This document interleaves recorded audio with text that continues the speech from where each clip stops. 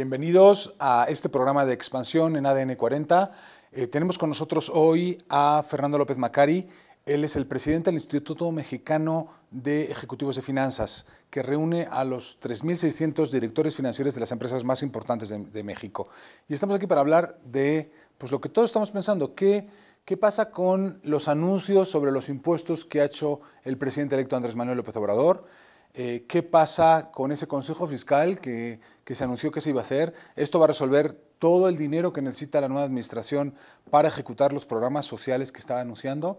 Y pues nadie como el IMEF, el Instituto Mexicano de Ejecutivos de Finanzas, para analizar y desmenuzar un poquito cuáles son los riesgos, cuáles son las oportunidades que hay en estos anuncios. Hola, Fernando, ¿cómo estás? Alberto, bien, gracias.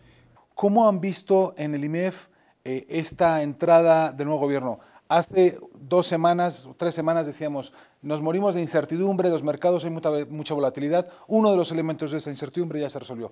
Ya llegaron las elecciones, ya hubo los primeros anuncios. ¿Cómo están viendo en el instituto este momento? Bueno, pues la verdad es que se está viendo con cierto grado de positivismo. Los mercados han reaccionado de manera favorable. Como tú bien dices, hay una demostración de cierta confianza hacia el nuevo gobierno. Nosotros habíamos en el IMEF dicho anteriormente que los mercados habían descontado ya la llegada de Andrés Manuel López Obrador. Lo que no habían descontado los mercados es el hecho de que el Congreso y el Senado pudiera tener mayoría. Y esto pues, se materializó el día de la elección y al final de cuentas el presidente electo sale y da un mensaje desde nuestro punto de vista equilibrado, donde se compromete a no incrementar la deuda pública, donde se compromete a no incrementar los impuestos y donde se compromete a mantener un superávit primario en las finanzas públicas, lo cual desde nuestro punto de vista es lo que se debe de hacer en materia de política económica. Ahora, una cosa es lo que se dice y otra cosa es lo que se puede hacer. ¿Es posible mantener esos indicadores controlados y a la vez ejecutar programas que tienen un gasto superior a los 150,000 millones de pesos? Sin duda, estos programas sociales, es una realidad de que la agenda del siguiente sexenio va a tener un enfoque social. Entonces, estos programas sociales necesitarán ser financiados y necesitarán ser fondeados de alguna forma. Hay muy poco margen en las finanzas públicas, Alberto, tú lo sabes, para tomar y redireccionar recursos hacia programas sociales. Yo lo que creo es que tendrá que hacerse un esfuerzo muy fuerte en el ahorro, tendrá que hacerse un esfuerzo muy fuerte en la recaudación y también habrá que reorientar programas sociales que existen ya en la administración actual. ¿Cómo están viviendo los directores financieros de las empresas que su principal trabajo es administrar el riesgo, ¿no? Es riesgo financiero, riesgo político? ¿Cómo están viviendo este momento? ¿Cuáles son los grandes retos que se enfrentan? Porque sí, ya pasó la elección, pero seguimos con TLC, seguimos con Estados Unidos cambiando su política fiscal, con pleno empleo y no sabemos si va a haber inflación. ¿Cuáles son los riesgos que estás viendo en el mercado? Bueno, el mercado visualizaba los riesgos principales relacionados con factores domésticos y factores externos. Como tú bien dices, el factor doméstico era el tema de los comicios del 1 de julio y ese riesgo ya ha sido de alguna forma, el riesgo principal era que hubiera un conflicto postelectoral, ¿no? No lo hubo, fue un ejercicio democrático, cívico, ejemplar. La realidad es que México y su democracia ganan con ese ejercicio, pero persisten algunos riesgos de factores externos, factores geopolíticos que afectan a nuestro país, como la renegociación del Tratado de Libre Comercio, como las políticas proteccionistas del presidente Donald Trump, como las variaciones en los mercados del petróleo, que también afectan a la economía mexicana y que sin duda tendremos que ir viendo cómo se van resolviendo para predecir cómo vendría el crecimiento del país, que justamente se prevé que será por arriba de los 2 puntos porcentuales, ¿no? Andrés Manuel López Obrador ha prometido 4%. ¿Tú ves ese horizonte posible?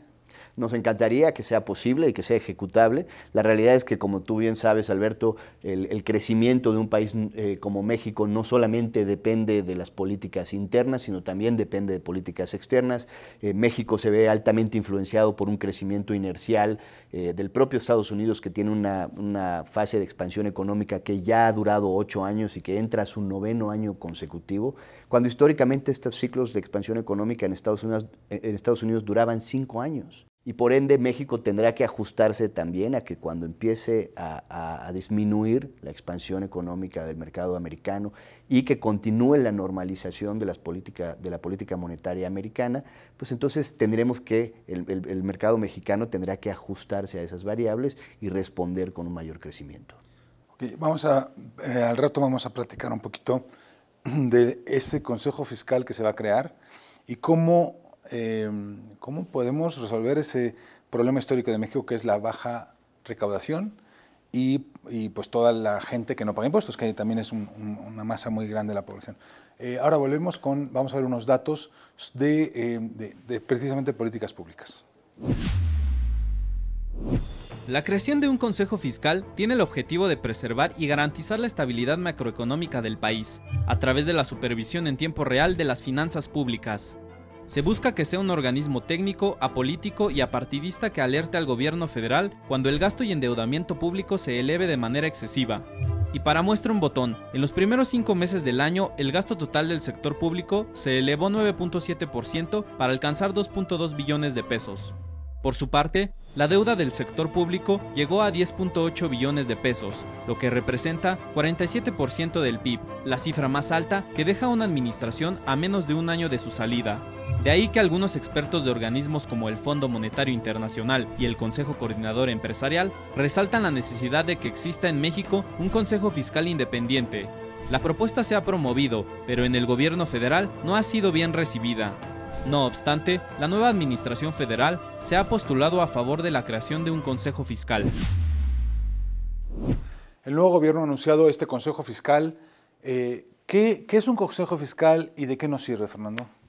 Bueno, se busca que se tenga un Consejo Fiscal independiente, formado por no solamente las autoridades, sino también ciudadanos de reconocido prestigio y de calificaciones necesarias para participar en la formación de la política fiscal, para participar en la en la elaboración y la revisión del presupuesto, en la vigilancia del cumplimiento del mismo, en la asignación de las partidas presupuestales y la definición de incrementos en tasas de impuesto, en bases, en todas las políticas fiscales que puedan afectar a la economía mexicana. Entonces, se ha venido hablando y discutiendo mucho en las mesas de análisis sobre un Consejo Fiscal independiente y no se había querido hacer porque se creía que pudiera representar una mayor burocracia para el gobierno actual. Es una realidad que el Senado de la República y el Congreso tienen organismos especializados en la investigación de la política fiscal de nuestro país. Entonces, lo que se buscaría con este Consejo Fiscal Independiente es, sin incrementar la burocracia, darle participación a los ciudadanos y darle participación a organismos independientes en la construcción de la política pública fiscal. Que en una empresa sería el equivalente a un consejeros independientes, ¿no? Es como esa persona que dice, a ver, tú eres el dueño de la empresa, lo que estás haciendo es una locura, eso no funciona. Mejor vete por aquí, haz lo que quieras, pero yo digo que como meter esas voces, ¿no?, a la mesa para tomar las decisiones. Sí, son justamente mejores prácticas de gobierno, ¿no? Que uno permiten transparentar las decisiones, 2, las democratizan y 3, las hacen mucho más, generan un compromiso de la sociedad hacia la política fiscal al estar participando no solamente en su diseño, sino en su vigilancia. Según ustedes en el IMEF hacen estudios fiscales de toda la vida, llevan toda la vida investigando, haciendo propuestas, proponiendo incluso a los secretarios de Hacienda de cada administración políticas concretas. ¿Cuáles son esos grandes retos que este Consejo Fiscal debería poner sobre la mesa? Pues la primera es la vigilancia del presupuesto, un presupuesto que privilegie la inversión pública y no el gasto corriente. Hemos visto en estos últimos años que la inversión pública ha disminuido. La inversión pública quiere decir carreteras, puertos. Sí, justamente todo lo que sea infraestructura para el crecimiento del país. Y lo que hemos visto es que en los últimos años se ha privilegiado en el presupuesto el gasto público por encima del gasto corriente, por encima de la inversión. Que son salarios de burócratas, que son necesarios, pero pues no necesariamente tienen que crecer. Correcto, y esto es justamente, cuando tú haces una inversión, tanto en una empresa como en un gobierno, lo que estás haciendo es posponiendo el rendimiento inmediato, esperando un rendimiento futuro mayor y de más largo plazo. Entonces, a veces los gobiernos caen en la tentación de aplicar más al gasto porque sus periodos son cortos y lo que quieren ver es el beneficio inmediato y pierden un poco de vista el largo plazo de las inversiones en el país. Eso es justamente en lo que podría aportar un Consejo Fiscal Independiente. Ahora, también hemos hablado de la recaudación. México recauda muy poco dinero, tiene una economía informal gigantesca. ¿Qué crees tú que puede hacer México para ese sector y qué representaría para el presupuesto? Bueno, desde el 2014, Alberto, vivimos una reforma fiscal que fue altamente exitosa en materia recaudatoria. Nos ha hecho pasar de una dependencia en el 2012 de los ingresos derivados del petróleo a hoy no depender de los ingresos derivados del petróleo. La realidad es que en México la eficacia del sistema tributario ha sido bueno. Lo que ha faltado es ampliar la base de contribuyentes, como tú bien dices, y distribuir la carga del gasto entre más mexicanos. Y es aquí donde queda la gran oportunidad para el siguiente gobierno. Uno, en reducir la informalidad. ¿Qué representa la informalidad en términos de evasión de impuestos? Bueno, está calculado que la evasión fiscal en materia de impuestos como IVA e ISR pudieran representar hasta un 5% del Producto Interno Bruto. Cuando hablamos... ¿Con eso da para pagar cualquier programa social? Sí, claro, con eso da para pagar cualquier programa social. Sin embargo, hay que entender también que estas medidas son medidas que van a ir avanzando gradualmente y dando sus beneficios gradualmente, no de la noche a la mañana. Y lo que sí hay que ver es que los impuestos sean una fuente para el crecimiento del país, porque también hemos vivido épocas años en los que el precio del barril del petróleo de la mezcla mexicana ha sido bajísimo. Llegamos a $40 en el 2017, llegó a estar en $40 en el 2017, ahora está en $60. Pero recordemos que vivimos épocas en las que estaba a $102.